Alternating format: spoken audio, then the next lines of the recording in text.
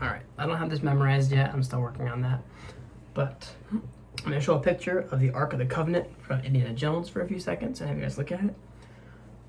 Does anyone know what the Ark of the Covenant was used for in Indiana Jones? Hi. Today I'm going to be teaching you guys about MacGuffins. Now, based on my audience analysis questions, 100% of you guys don't know what a MacGuffin is. So I thought I would teach you guys about what a MacGuffin is and a little about the filmmaking process.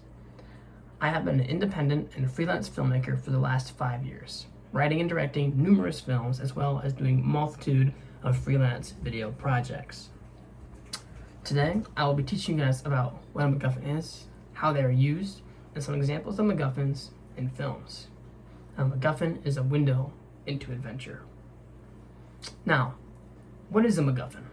A MacGuffin is a plot device used in storytelling that sets the characters into motions and sets their ambitions.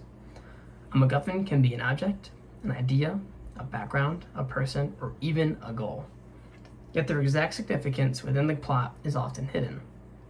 In a 1972 interview with Dick Cavett, Hitchcock explains that a MacGuffin is always something the characters on screen worry about, but the audience don't care. A MacGuffin is a window into adventure. Now that you know what a MacGuffin is, you might be wondering how they are used. Now, according to the Masterclass article, a MacGuffin can be used in a number of different ways. As a catalyst for the action of the story, someone has to be after something, and there must be overwhelming odds in the way of that goal. The audience will see it, but only the characters themselves know its true importance. For example, in the 1942 film Casablanca, the stolen letters of transit are the MacGuffin. This is what drives the characters into motion. 2. Can reveal character traits. The object of desire is the setup that propels the characters into action, and reactions and illustrate character depths. In Citizen Kane, the MacGuffin is Rosebud, which is a sled out of the picture. A MacGuffin is a window into adventure.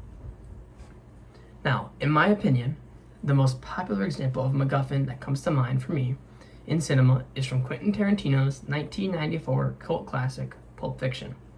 The briefcase that Jules and Vincent, Samuel L. Jackson, and Travolta's characters that they're after, the one with the gold light in it. This briefcase has no real importance into the story. Oh wait, I forgot. I'm going to show that video clip of them when they're in the room and they're opening the briefcase and the whole dialogue scene. Then I'll come back. This briefcase also has no real importance into the story, but it is how we are introduced to the characters and what drives them. This briefcase often swaps hands multiple times in Pulp Fiction. All the characters that look at the inside are just stare in awe of its contents, yet the audience is left out of the loop on what it is.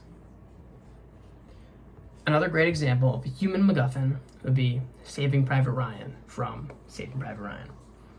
Now, Private Ryan is what drives the characters, but doesn't change the plot. For instance, Private Ryan could be Private George, and it doesn't change the story one bit. Another great example of MacGuffin would be from George Lucas's 1977 film, Star Wars: A New Hope. Lucas thought, why couldn't the audience care about the MacGuffin just as much as the characters did?